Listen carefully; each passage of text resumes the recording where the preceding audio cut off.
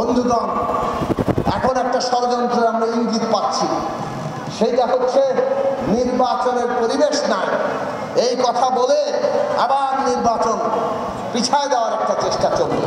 আমরা পরিষ্কার করে আপনাদের বলতে চাই, নির্বাচনের পরিবেশ অবশ্যই গুরুত্বপূর্ণ। আমরা নির্বাচনের সুষ্ঠু পরিবেশ চাই। কোন দল যদি দখলদারিত্ব করতে চায়, আসুন আমরা প্রতিরোধ করি।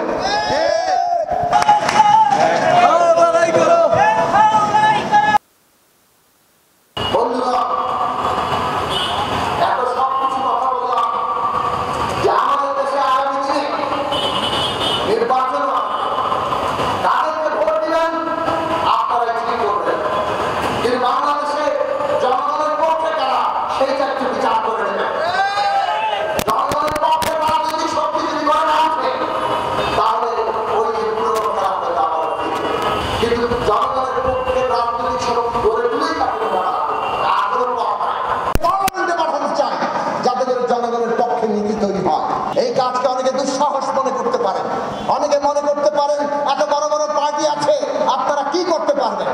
অনেক বড় বড় পার্টি থাকতে পারে, কিন্তু জনগণ ঐক্যবদ্ধ হলে বড় পার্টিও আর টেকে না।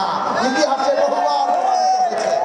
আমরা আপনাদের কাছে এই আহ্বান জানাবো, জনগণের নিজস্ব শক্তি গড়ে তুলুন এবং সেইটাকে এমন পাহাড়দারি সতর্কতার জায়গা আনেন যাতে কোন ষড়যন্ত্রকারীরা বাংলাদেশের বিরুদ্ধে কোনো ষড়যন্ত্র করতে না পারে।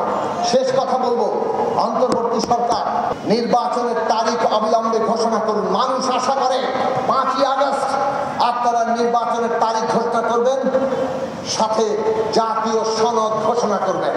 যেসব প্রশ্নে, সংস্কার প্রশ্নে আমাদের ঐকমত্য তৈরি হয়েছে, সেইগুলোর একটা জাতীয় সনদ আকারে, জুলাই সনদ আকারে সেটা হাজির করবেন। মানুষ চায় জুলাই আন্দোলনের অভ্যুত্থানের একটা ঘোষণাও তৈরি হোক, কিন্তু কেন ঘোষণা হচ্ছে না আমরা প্রশ্ন করতে চাই। আমরা মাঝে মাঝে দেখি ছাত্রদের একাংশ যে নতুন দল করেছেন এনসিপি, তারা বলছেন যে 5ই আগস্টের মধ্যে তারা জুলাই ঘোষণা আদায় করবেন, কিন্তু আমরা পরিষ্কার করে জানতে চাই জুলাই ঘোষণা তো সেই ডিসেম্বর, জানুয়ারি, ফেব্রুয়ারি মাসে এই নিয়ে আলোচনা হয়েছে। জুলাই ঘোষণার খসড়া তৈরি হয়েছে এবং সেই সব বিষয়ে রাজনৈতিক দলগুলি তাদের মতামত দিয়েছে। তো জুলাই ঘোষণা তৈরি হচ্ছে না কেন? তারা আটকে দিচ্ছে। জুলাই ঘোষণা তৈরি করার দায়িত্ব তো অন্তর্বর্তী সরকারের। কাজেই অনেক সময় আমরা দেখি রাজনীতিতে কার দোষ কার ঘরে যায়। রাজনীতিতে অনেকে মাছ গরম হচ্ছে, কিন্তু আসল দায়িত্বটা কার সেটা চিহ্নিত হচ্ছে না। জুলাই ঘোষণা তৈরি করার দায়িত্ব এখন সরকারের হাতে, যদি না হয় সেটা দায়িত্ব সরকারের। আমরা চাই জুলাই ঘোষণা তৈরি করেন। আমরা চাই যে এতদিন ধরে সংস্কার নিয়ে আমরা আলোচনা করে যে ন্যূনতম ঐকমত্যে পৌঁছেছি, 5ই আগস্টে সেই ন্যূনতম জুলাই সনদ কিংবা জাতীয় সনদ আপনারা ঘোষণা করেন এবং নির্বাচনের তারিখ ঘোষণা করেন। তারপরে নির্বাচনের পরিবেশ তৈরিতে মনোযোগ দেন। দেশের আইন শৃঙ্খলা বাহিনী, সেনাবাহিনী, সমস্ত প্রশাসন এবং নানা স্তরে জনগণ, রাজনৈতিক দল সবাইকে প্রস্তুত করেন একটা সুষ্ঠু অবাধ নির্বাচনের জন্য। আর প্রত্যেক দলকে এই কথা আমরা বলি, নিজেদের সহ, যে আমরা যদি বেশি শক্তির প্রভাব দিয়ে নির্বাচনী মাঠ দখল করতে চাই, তাহলে আমরা বাংলাদেশকে বিপদে ফেলবো। কেবল নিজেদেরকে বিপদে ফেলবো না, বাংলাদেশকে শুদ্ধ বিপদে ফেলবো। কাজে প্রত্যেক দলের এখন দায়িত্ব হচ্ছে আগামী নির্বাচন যাতে সর্বকালের সেরা অবাধ সুষ্ঠু নির্বাচন হয়, সেই দৃষ্টান্ত স্থাপন করতে সবার সহযোগিতা এবং তাদের ভূমিকা পালন করার জন্য এগিয়ে আসা। যারা করবে না তাদের বয়কট করে, যারা করবে না তাদের ভোটের মাধ্যমে প্রত্যাখ্যান করে।